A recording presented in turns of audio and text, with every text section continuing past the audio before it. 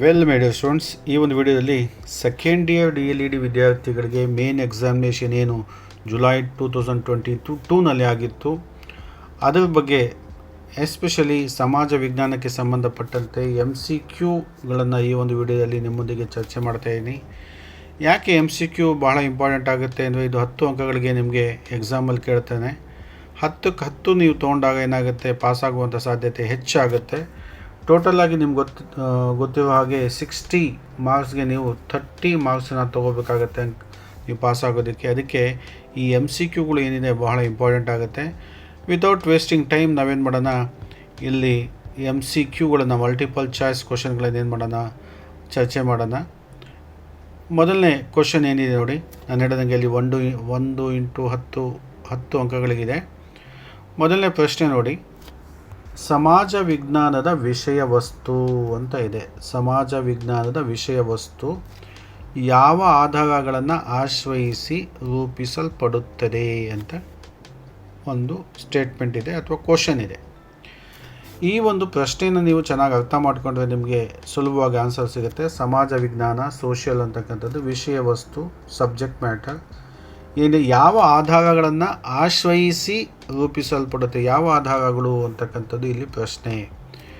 So ಇಲ್ಲಿ ವಿಜ್ಞಾನ, ಜಾನಪದ ಆನ್ಸರ್ ಆಗಲ್ಲ, ಯಾಕೆಂದರೆ ವಿಜ್ಞಾನ ಬಂದ್ಬಿಡ್ತು, ಇಲ್ಲಿ ಆನ್ಸರ್ ಆಗೋದಕ್ಕೆ ಸಾಧ್ಯ ಇಲ್ಲ. ಮತ್ತು ಸಾಹಿತ್ಯ, ಜಾನಪದ, ಇಲ್ಲಿ ಸಾಹಿತ್ಯ ಅಂತಕ್ಕಂಥದ್ದು ಬಂತು, ಮತ್ತು ಇದು ಕೂಡ ಆನ್ಸರ್ ಆಗಲ್ಲ. ಇಲ್ಲಿ ಧಾರ್ಮಿಕ ಅಂತ ಬಂತು, ಧಾರ್ಮಿಕ ಇಲ್ಲಿ ಆಧಾರ ಆಗೋದಕ್ಕೆ ಸಾಧ್ಯ ಆಗಲ್ಲ. ಇಲ್ಲಿ ಆಪ್ಷನ್ ಯಾವುದು ಸರಿಯಾಗುತ್ತೆ ಅಂತ ಹೇಳಿದರೆ ಬರೀ ಜಾನಪದ ತೊಗೋಬೇಕಾಗತ್ತೆ. ಜಾನಪದ, ಮೌಖಿಕ ಪರಂಪರೆ ಮತ್ತು ಲಿಖಿತ ರೂಪದ ಆಧಾರಗಳು ಬೇಕಾಗತ್ತೆ. ಈ ಆಧಾರಗಳ ಮೇಲೆ ಆಶ್ರಯಿಸಿ ಸಮಾಜ ವಿಜ್ಞಾನದ ವಿಷಯ ವಸ್ತು ಏನಾಗುತ್ತೆ, ರೂಪಿಸಲ್ಪಡುತ್ತೆ ಅಂತಕ್ಕಂಥದ್ದು. ಇಲ್ಲಿ ಆನ್ಸರ್ ಯಾವುದಾಗುತ್ತೆ, ಜಾನಪದ, ಮೌಖಿಕ ಪರಂಪರೆ, ಲಿಖಿತ ರೂಪದ ಆಧಾರಗಳು ಅಂತ ಆನ್ಸರ್ ಆಗುತ್ತೆ. ಈ ಆಪ್ಷನ್ ತೊಗೊಂಡ್ರೆ ನಿಮಗೆ 1 ಅಂಕ ಅಲ್ಲಿ ಲಭ್ಯ ಆಗುತ್ತೆ. ನೀವು ಇದನ್ನು ಬಹಳ ನಿಧಾನವಾಗಿ ಪ್ರಶ್ನೆಯನ್ನು ಅರ್ಥ ಮಾಡಿಕೊಂಡ್ರೆ ನಿಮಗೆ ಈಸಿಯಾಗಿ ಅಂಡರ್ಸ್ಟ್ಯಾಂಡ್ ಆಗುತ್ತೆ. ಕ್ವಶನ್ ನಂಬರ್ 2ಗೆ ಹೋಗೋಣ. ಒಂದು ಭೌಗೋಳಿಕ ಪ್ರದೇಶದ ಸ್ಥಾನವನ್ನು ಗುರುತಿಸಲು ಸಹಾಯಕವಾಗುವ ಅಂಶಗಳು. ಅರ್ಥ ಮಾಡ್ಕೊಳ್ಳಿ, ಭೌಗೋಳಿಕ, ಜಿಯೋಗ್ರಫಿಕಲ್ ಪ್ಲೇಸ್ ಅಂತ ಹೇಳ್ಬಿಟ್ಟು ಭೌಗೋಳಿಕ ಪ್ರದೇಶದ ಸ್ಥಾನವನ್ನು ಗುರುತಿಸಬೇಕು. ಅದಕ್ಕೆ ಯಾವ ಒಂದು ಅಂಶ ಸಹಾಯ ಆಗುತ್ತೆ ಅಂತಕ್ಕಂಥದ್ದಿದೆ. ಯಾವ ಅಂಶ ಸಹಾಯ ಆಗುತ್ತೆ, ನೀವೇನು ಮಾಡಬೇಕಾಗತ್ತೆ, ಮಲ್ಟಿಪಲ್ ಚಾಯ್ಸ್ ಕ್ವಶನ್ಸಲ್ಲಿ 2 ತಪ್ಪು ಆನ್ಸರ್ಗಳನ್ನು ಮೊದಲೇ ಹುಡುಕಬೇಕು. ಇಲ್ಲಿ ಮಾರುತಗಳು ಆನ್ಸರ್ ಆಗಲ್ಲ, ವಲಯಗಳು ಕೂಡ ಆನ್ಸರ್ ಆಗಲ್ಲ. ಇಲ್ಲಿ ದಿಕ್ಕು ಮತ್ತು ಅಕ್ಷಾಂಶ ಮತ್ತು ರೇಖಾಂಶದಲ್ಲಿ ನಿಮಗೆ ಏನಾಗುತ್ತೆ, ಸ್ವಲ್ಪ ಸಂಶಯ ಬರುತ್ತೆ. ಬರೀ ದಿಕ್ಕುಗಳು ಅಂತ ಹೇಳಿದ್ರೆ ಆಗುತ್ತಾ, ಆನ್ಸರ್ ಆಗೋದೇ ಇಲ್ಲ. ಅದಕ್ಕೆ ಅಕ್ಷಾಂಶ ಮತ್ತು ರೇಖಾಂಶಗಳನ್ನು ನಾವು ಏನು ಮಾಡಬೇಕಾಗತ್ತೆ, ಇಲ್ಲಿ ಉತ್ತರವಾಗಿ ತಗೋಬೇಕಾಗತ್ತೆ. ಒಂದು ಭೌಗೋಳಿಕ ಪ್ರದೇಶದ ಸ್ಥಾನವನ್ನು ಗುರುತಿಸೋದಕ್ಕೆ ನಮಗೇನು ಬೇಕು, ಅಕ್ಷಾಂಶ ರೇಖೆನೂ ಬೇಕು, ರೇಖಾಂಶಗಳು ಕೂಡ ಬೇಕಾಗತ್ತೆ. ನೀವು ಹೀಗೆ ಮಾಡಿದ್ರೆ ನಿಮಗೆ 1 ಅಂಕ ಇಲ್ಲಿ ಲಭ್ಯ ಆಗುತ್ತೆ. ಅಕ್ಷಾಂಶ ಮತ್ತು ರೇಖಾಂಶಗಳು ಅನ್ನೋದು ಇಲ್ಲಿ ಆನ್ಸರ್ ಆಗುತ್ತೆ. ಕ್ವಶನ್ ನಂಬರ್ 3 ನೋಡಿ, ಒಂದು ರಾಷ್ಟ್ರಕ್ಕೆ ಸಂವಿಧಾನದ ಅಗತ್ಯವೇನೆಂದರೆ ಅಂತ ಇದೆ. ಒಂದು ರಾಷ್ಟ್ರಕ್ಕೆ ಸಂವಿಧಾನದ ಅಗತ್ಯ ಏನು ಅಂತ ಹೇಳ್ಬಿಟ್ಟು, ಅಗತ್ಯವೇನೆಂದರೆ ಏನಕ್ಕೆ ಸಂವಿಧಾನ ಬೇಕು, ಒಂದು ದೇಶಕ್ಕೆ, ರಾಷ್ಟ್ರಕ್ಕೆ ಸಂವಿಧಾನದ ಅಗತ್ಯ ಇದೆಯಾ ಮತ್ತು ಏನಕ್ಕೆ ಅಗತ್ಯ ಇದೆ ಅಂತಕ್ಕಂಥದ್ದು ಇಲ್ಲಿ ಪ್ರಶ್ನೆ. ABCD ಇದೆ. ಇಲ್ಲಿ ನೋಡಿ, ಸರ್ಕಾರಗಳಿಗೆ ಮಾರ್ಗದರ್ಶನ ಮತ್ತು ದಿಕ್ಕನ್ನು ತೋರಿಸಲು. ಇದು ಆಗಲ್ಲ. ಗೌರ್ಮೆಂಟ್ಗೆ ಗೈಡೆನ್ಸ್ ಕೊಡೋದಕ್ಕೆ ಮತ್ತು ದಿಕ್ಕನ್ನು ತೋರಿಸಲು ಅಂದರೆ ಇದು ಸಾಧ್ಯ ಇಲ್ಲ, ಅಗತ್ಯ ಇಲ್ಲ. ಸರ್ಕಾರಗಳಿಗೆ ಮಾರ್ಗದರ್ಶನ ಮತ್ತು ದಿಕ್ಕನ್ನು ತೋರಿಸಲು ಸಂವಿಧಾನದ ಅಗತ್ಯ ಇಲ್ಲ. B ಆಪ್ಷನ್ ನೋಡಿ, ಪೌರರ ಹಕ್ಕು ಮತ್ತು ಕರ್ತವ್ಯಗಳನ್ನು ತಿಳಿಸಲು. ಇದು ಕೂಡ ಬೇಕಾಗಿಲ್ಲ. ಮತ್ತು ನ್ಯಾಯಾಲಯಗಳಿಗೆ ಕಾರ್ಯಸೂಚಿ ರೂಪಿಸಲು ಇಲ್ಲ. ಆದರೆ ಯಾವುದು ಕರೆಕ್ಟ್ ಆನ್ಸರ್ ಅಂತ ಹೇಳಿದರೆ ದೇಶದ ಆಡಳಿತ ನೋಡಿ, ದೇಶಕ್ಕೆ ಸಂಬಂಧಪಟ್ಟಂತೆ ಇದೆ ನೋಡಿ. ರಾಷ್ಟ್ರ ಅಂದರೆ ದೇಶ ನೋಡಿ, ದೇಶದ ಆಡಳಿತ ಮತ್ತು ನಿರ್ವಹಣೆಗೆ ಚೌಕಟ್ಟು ಇರಬೇಕು, ಒಂದು ಲಿಮಿಟೇಷನ್ ಬೇಕಲ್ಲ. ಹೇಗೆ ದೇಶವನ್ನು ಆಡಳಿತ ಮಾಡಬೇಕು, ಹೇಗೆ ದೇಶವನ್ನು ನಿರ್ವಹಣೆ ಮಾಡಬೇಕು, ಅದಕ್ಕೆ ಚೌಕಟ್ಟು ಬೇಕಾಗುತ್ತೆ. ಆ ಚೌಕಟ್ಟನ್ನು ನಿರ್ವಹಣೆ ಮಾಡಲು ಏನು ಬೇಕಾಗುತ್ತೆ? ಸಂವಿಧಾನದ ಅಗತ್ಯ ಇದೆ. ದೇಶದ ಆಡಳಿತ ಮತ್ತು ನಿರ್ವಹಣೆಗೆ ಚೌಕಟ್ಟು, ಒಂದು ಮಿತಿಯನ್ನು, ಒಂದು ಚೌಕಟ್ಟನ್ನು ಒದಗಿಸೋದಕ್ಕೆ ನಮಗೆ ಸಂವಿಧಾನದ ಅಗತ್ಯ ಇದೆ. ಅದಕ್ಕೆ ನಾವು ಆಪ್ಷನ್ ಯಾವುದನ್ನು ತೊಗೋಬೇಕಾಗತ್ತೆ? ಡಿಯನ್ನು ಇಲ್ಲಿ ಆಪ್ಷನ್ ತೊಗೊಂಡಾಗ ನಿಮಗೆ 1 ಅಂಕ ಇಲ್ಲಿ ಲಭ್ಯ ಆಗುತ್ತೆ. ನಿಧಾನವಾಗಿ ನೀವು ಪ್ರಶ್ನೆಯನ್ನು ಅರ್ಥ ಮಾಡಿಕೊಂಡ್ರೆ ಖಂಡಿತ ನಿಮಗೆ ಆಪ್ಷನ್ ಕರೆಕ್ಟಾಗಿರ್ತಂಗೆ ಸಿಗುತ್ತೆ. ಕ್ವಶನ್ ನಂಬರ್ 4 ನೋಡಿ. ಸಮಾಜ ವಿಜ್ಞಾನ ವಿದ್ಯಾರ್ಥಿಗಳು ಇತಿಹಾಸವನ್ನು ತಿಳಿಯಲು ಇರುವ ಪ್ರಮುಖ ಉದ್ದೇಶ ಇದಾಗಿದೆ. ಈ ಸಮಾಜ ವಿಜ್ಞಾನದ ವಿದ್ಯಾರ್ಥಿಗಳು ಇತಿಹಾಸವನ್ನು ತಿಳಿಯೋದಕ್ಕೆ ಏನು ಪ್ರಮುಖ ಉದ್ದೇಶ ಏನು? ಯಾಕೆ ಸೋಷಿಯಲ್ ಸ್ಟೂಡೆಂಟ್ ಅಥವಾ ಸಮಾಜ ವಿಜ್ಞಾನದ ವಿದ್ಯಾರ್ಥಿಗಳು ಇತಿಹಾಸವನ್ನು ಯಾಕೆ ತಿಳಿಬೇಕು? ಅದರ ಪ್ರಮುಖ ಉದ್ದೇಶ ಏನಾಗಿದೆ?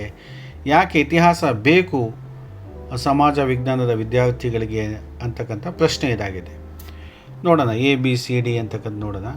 ಇಲ್ಲಿ ಏನಿದೆ? ಆರ್ಥಿಕ ಸ್ಥಿತಿಗತಿ ಗ್ರಹಿಸಲು ಇಲ್ಲ. ಆರ್ಥಿಕ ಅಂತ ಹೇಳಿದ್ರೆ ಎಕನಾಮಿಕ್ಸ್ ಬಂದ್ಬಿಡುತ್ತೆ, ಅರ್ಥಶಾಸ್ತ್ರ ಬಂದ್ಬಿಡುತ್ತೆ, ಇತಿಹಾಸದ ಕೆಲಸ ಇಲ್ಲ ಅಲ್ಲಿ. ವರ್ತಮಾನದ ಬಗ್ಗೆ ತಿಳಿಯಲು ಪ್ರೆಸೆಂಟ್ ಸ್ಟೇಟಸ್ ಇಲ್ಲ. ಇತಿಹಾಸ ಅಂತ ಹೇಳಿದ್ರೆ ಹಿಸ್ಟ್ರಿ, ಅಂದರೆ ಗತಕಾಲದ ವೈಭವ ಅಂತ ಹೇಳ್ತೀವಿ, ಅದನ್ನು ತಿಳ್ಕೋಬೇಕು. ಕೇವಲ ವರ್ತಮಾನದ ಬಗ್ಗೆ ತಿಳಿಯೋದಕ್ಕೆ ಸಾಧ್ಯ ಇಲ್ಲ, ಆ ಉದ್ದೇಶ ಇಲ್ಲ. ಪಠ್ಯಭಾಗವನ್ನು ಅರಿತುಕೊಳ್ಳಲು, ಕೇವಲ ಸಬ್ಜೆಕ್ಟನ್ನು ಅಂಡರ್ಸ್ಟ್ಯಾಂಡ್ ಮಾಡ್ಕೊಳೋದಕ್ಕೆ ಇತಿಹಾಸ ಬೇಕಾ? ಇಲ್ಲ, ಅದು ಕೂಡ ಬೇಕಾಗಿಲ್ಲ. ಅದಕ್ಕೆ ಆಪ್ಷನ್ ಸಿ ಏನಿದೆ ಕರೆಕ್ಟ್ ಆಗುತ್ತೆ. ಇತಿಹಾಸದ ನಿರಂತರತೆ ಗ್ರಹಿಸಲು, ಇತಿಹಾಸದ ನಿರಂತರತೆಯನ್ನು ಗ್ರಹಿಸೋದಕ್ಕೆ ನಮಗೇನು ಬೇಕಾಗುತ್ತೆ?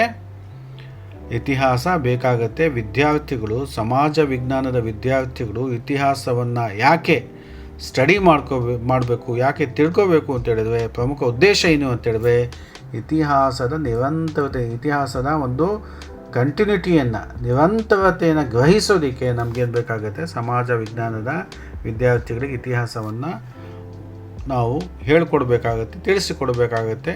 ಇದು ಅದರ ಪ್ರಮುಖ ಉದ್ದೇಶ ಆಗಿದೆ. ಇಲ್ಲಿ ಆಪ್ಷನ್ ಸಿ ಇದೆ, ಇದಕ್ಕೆ 1 ಅಂಕ ನಿಮಗೆ ಲಭ್ಯ ಆಗುತ್ತೆ ಅಂತಕ್ಕಂಥದ್ದು. ಕ್ವಶನ್ ನಂಬರ್ 5 ನೋಡಿ. ಬ್ಲೂಮ್ ರವರ ಶೈಕ್ಷಣಿಕ ಉದ್ದೇಶಗಳ 3 ವಲಯಗಳೆಂದರೆ. ಬ್ಲೂಮ್ಸು ಎಜುಕೇಷನಲ್ ಆಬ್ಜೆಕ್ಟಿವ್ಸ್ ಇದೆ, ಉದ್ದೇಶಗಳಿದೆ. ಅದರ ಒಂದು 3 ವಲಯಗಳು ಯಾವುದು ಅಂತಕ್ಕಂಥದ್ದಿದೆ. ಇಲ್ಲಿ ನೀವು ಬ್ಲೂಮ್ ಬಗ್ಗೆ, ನೀವು ಶೈಕ್ಷಣಿಕ ಉದ್ದೇಶಗಳ ಬಗ್ಗೆ ನೀವು ಸ್ಟಡಿ ಮಾಡಿದ್ರೆ ಗೊತ್ತಾಗ್ಬಿಡುತ್ತೆ. ಒಂದು ಜ್ಞಾನಾತ್ಮಕ, ಮತ್ತು ಭಾವನಾತ್ಮಕ, ಮತ್ತು ಮನೋಚಲನಾತ್ಮಕ ಅಂತಕ್ಕಂಥದ್ದಿದೆ. ಇದು ಎಲ್ಲದರಲ್ಲೂ ಜ್ಞಾನಾತ್ಮಕ, ಭಾವನಾತ್ಮಕ ಇದೆ. ಆದರೆ ಆಪ್ಷನ್ ಬಿನಲ್ಲಿ ಮನೋಚಲನಾತ್ಮಕ ಇದೆ, ಇದು ಆನ್ಸರ್ ಆಗುತ್ತೆ. ಜ್ಞಾನಾತ್ಮಕ, ಭಾವಾತ್ಮಕ ಎಲ್ಲದರಲ್ಲೂ ಇದೆ. ಆದರೆ ಆಪ್ಷನ್ ಬಿನಲ್ಲಿ ಏನಿದೆ ನೋಡಿ, ಇದು ಮನೋಚಲನಾತ್ಮಕ ಅಂತಕ್ಕಂಥದ್ದು ಬ್ಲೂಮ್ಸ್ ಅವರ ಶೈಕ್ಷಣಿಕ ಉದ್ದೇಶಗಳಲ್ಲಿ ಇದು ಒಂದಾಗಿದೆ. ಅದಕ್ಕೆ ಆಪ್ಷನ್ ಬಿಯನ್ನು ನೀವೇನು ಮಾಡಬೇಕಾಗುತ್ತೆ? ಉತ್ತರವಾಗಿ ತೊಗೊಂಡಾಗ ಇದಕ್ಕೆ ನಿಮಗೆ 1 ಅಂಕ ಲಭ್ಯ ಆಗುತ್ತೆ. ಕ್ವಶನ್ ನಂಬರ್ 6 ನೋಡಿ. ಚರ್ಚೆಯನ್ನು 3 ವಿಧಗಳಲ್ಲಿ ಸಂಘಟಿಸಬಹುದಾಗಿದೆ. ಅವುಗಳೆಂದರೆ, ಚರ್ಚೆ ಮಾಡಬೇಕಪ್ಪ, ಡಿಸ್ಕಷನ್ ಮಾಡಬೇಕು.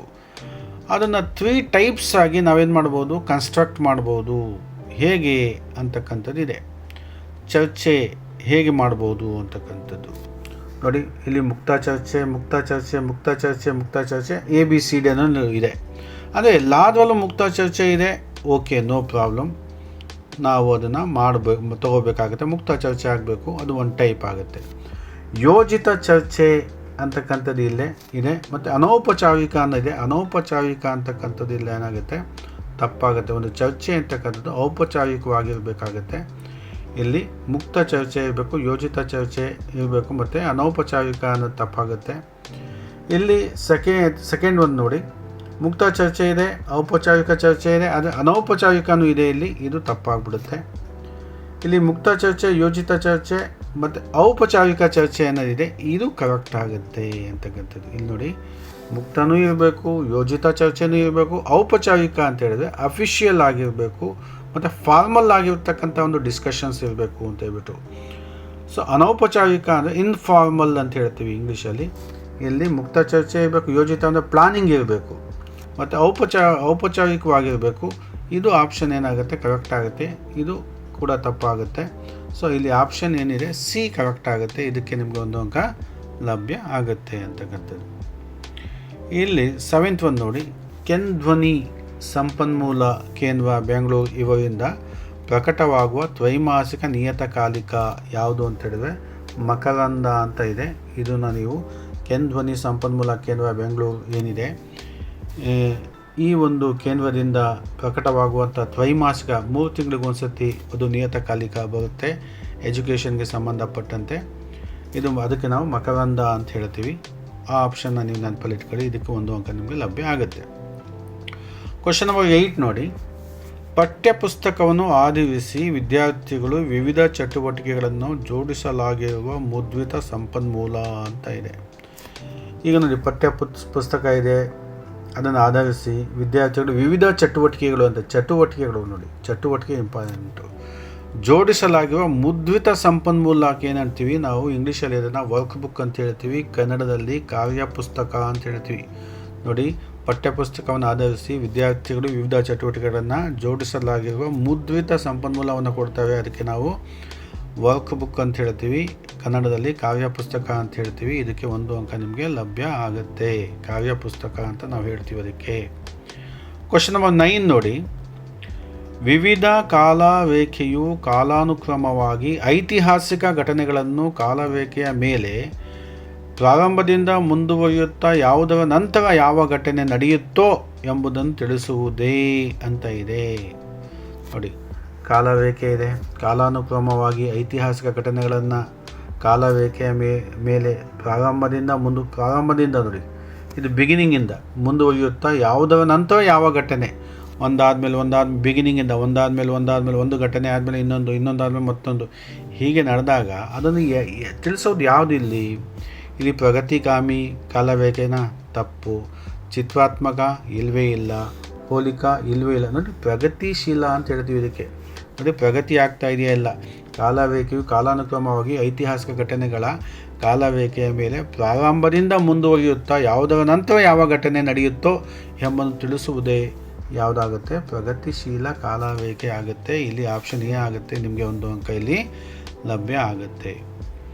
ಕ್ವಶನ್ ನಂಬರ್ 10 ನೋಡಿ, ಸಮಾಜ ವಿಜ್ಞಾನ ಬೋಧನೆಯಲ್ಲಿ ಶೈಕ್ಷಣಿಕ ವರ್ಷದಾದ್ಯಂತ ವಿದ್ಯಾರ್ಥಿಯನ್ನು ಮೌಲ್ಯಾಂಕನ ಮಾಡುವ ಪ್ರಕ್ರಿಯೆ. ನೋಡಿ, ಸಮಾಜ ವಿಜ್ಞಾನ ಬೋಧನೆ ಶೈಕ್ಷಣಿಕ ವರ್ಷದಾದ್ಯಂತ ವಿದ್ಯಾರ್ಥಿಯನ್ನು ಮೌಲ್ಯಾಂಕನ ಮಾಡುವಂಥದ್ದಕ್ಕೆ ನಾವೇನು ಹೇಳ್ತೀವಿ, ಇದು ಸಮಾಜ ವಿಜ್ಞಾನ ಆಗಲಿ ಅಥವಾ ಗಣಿತ ಆಗಲಿ ಅಥವಾ ಶಿಕ್ಷಣ ಆಗಲಿ, ಯಾವುದೇ ಸಬ್ಜೆಕ್ಟ್ ಆಗಲಿ ಇಡೀ ವರ್ಷ ನಾವು ಮೌಲ್ಯಾಂಕನ ಮಾಡ್ತಾ ಇದ್ದೀವಿ. ನೋಡಿ, ಶೈಕ್ಷಣಿಕ ವರ್ಷದಾದ್ಯಂತ ಮೌಲ್ಯಾಂಕನ ಮಾಡುವ ಪ್ರಕ್ರಿಯೆ ಅಂದರೆ ನಿರಂತರ ಮೌಲ್ಯಮಾಪನ ಅಂತ ಹೇಳ್ಬೋದು. CCE ಅಂತ ಹೇಳ್ತೀವಲ್ಲ, ನಿರಂತರ ಕಂಟಿನ್ಯೂಯಸ್ ಆಗಿ ಇಡೀ ವರ್ಷ, ಅದು ಸಮಾಜ ವಿಜ್ಞಾನ ಆಗಿರ್ಬೋದು, ವಿಜ್ಞಾನ ಆಗಿರ್ಬೋದು, ಗಣಿತ ಆಗಿರ್ಬೋದು, ಲ್ಯಾಂಗ್ವೇಜಸ್ ಆಗಿರ್ಬೋದು, ಯಾವುದೇ ಸಬ್ಜೆಕ್ಟ್ ಆಗಲಿ ಇಡೀ ವರ್ಷ ವಿದ್ಯಾರ್ಥಿಯ ಮೌಲ್ಯಾಂಕನ ನಡೆಯತಕ್ಕಂಥ ಪ್ರಕ್ರಿಯೆಯನ್ನು ನಾವು ಅಂತೀವಿ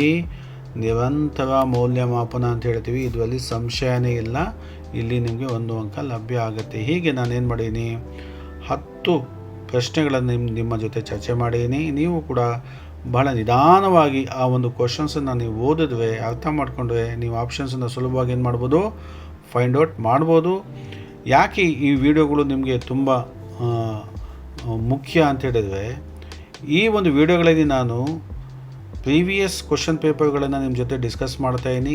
ಇದರಲ್ಲಿ ಯಾವ ಕ್ವಶನ್ಸ್ಗಳು ಬಂದಿದೆ, ನಿಮ್ಮ ಎಕ್ಸಾಮಿನೇಷನ್ಗೂ ಈ ಒಂದು ಕ್ವಶನ್ಸ್ಗಳನ್ನು ಕೇಳುವಂಥ ಸಾಧ್ಯತೆ ಇದೆ. ಮತ್ತು ಹೇಗೆ ಕ್ವಶನ್ಸನ್ನು ಕೇಳ್ತವೆ, ಯಾವ ಟೈಪ್ ಯಾವ ಸ್ಟೈಲಲ್ಲಿ ಕ್ವಶನ್ಸ್ಗಳು ಬರುತ್ತೆ, ಮತ್ತು ಅಪ್ಲೈಡ್ ಲೆವೆಲ್ ಕ್ವಶನ್ಸ್ ಹೇಗೆ ಬರುತ್ತೆ, ಅವೆಲ್ಲ ನಿಮ್ಗೆ ಏನಾಗುತ್ತೆ ಮೊದಲೇ ಗೊತ್ತಾಗುತ್ತೆ.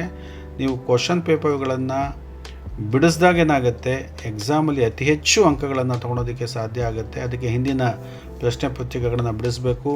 ಮತ್ತು ಇಂತಹ ಕೆಲವೊಂದು ವಿಡಿಯೋಗಳನ್ನು ನೋಡ್ತಾ ಇದ್ದರೆ ನಿಮಗೆ ಏನಾಗುತ್ತೆ, ಹೇಗೆ ಆನ್ಸರ್ ಮಾಡಬೇಕು, ಹೇಗೆ ನಾವು ಓದಿ ಅದನ್ನು ಅಂಡರ್ಸ್ಟ್ಯಾಂಡ್ ಮಾಡ್ಕೋಬೇಕು ಅನ್ನೋದು ನಿಮಗೆ ಅದರ ಬಗ್ಗೆ ಹೆಚ್ಚು ಜ್ಞಾನ ಸಿಗುತ್ತೆ ಮತ್ತು ಹೆಚ್ಚು ಅಂಕಗಳು ಲಭ್ಯ ಆಗುತ್ತೆ ಮತ್ತು ಉತ್ತಮ ಅಂಕಗಳು ನಿಮಗೆ ತೇರ್ಗಡೆ ಅದಕ್ಕೆ ನಿಮಗೆ ಸಹಾಯಕ ಆಗುತ್ತೆ ಅಂತ ಹೇಳ್ಬಿಟ್ಟು ಈ ಒಂದು ವಿಡಿಯೋ ಮಾಡ್ತಾಯಿದ್ದೀವಿ. ನೆಕ್ಸ್ಟ್ ವಿಡಿಯೋನಲ್ಲಿ ಇದೇ ವಿಷಯಕ್ಕೆ ಸಂಬಂಧಪಟ್ಟಂತೆ 2 ಮಾರ್ಕ್ಸ್ ಕ್ವಶನ್ಸ್ ಏನಿದೆ, ಇಲ್ಲಿ ಕ್ವಶನ್ ನಂಬರ್ 11ಇಂದ 18ವರೆಗೂ ಏನಿದೆ ಅದನ್ನು ನಾನು ಡಿಸ್ಕಸ್ ಮಾಡ್ತೀನಿ. ಸಮಾಜ ವಿಜ್ಞಾನಕ್ಕೆ ಸಂಬಂಧಪಟ್ಟಂತೆ 2 ಮಾರ್ಕ್ಸ್ ಕ್ವಶನ್ ಕೂಡ ನಾನು ನೆಕ್ಸ್ಟ್ ವೀಡಿಯೋದಲ್ಲಿ ಡಿಸ್ಕಸ್ ಮಾಡೋಣ ಅಂತ ಹೇಳಿ ಈ ಒಂದು ವಿಡಿಯೋನ ಇಲ್ಲೇ ನಾನು ಸ್ಟಾಪ್ ಮಾಡ್ತಾಯಿದ್ದೀನಿ. All the best for your future examination. Thank you.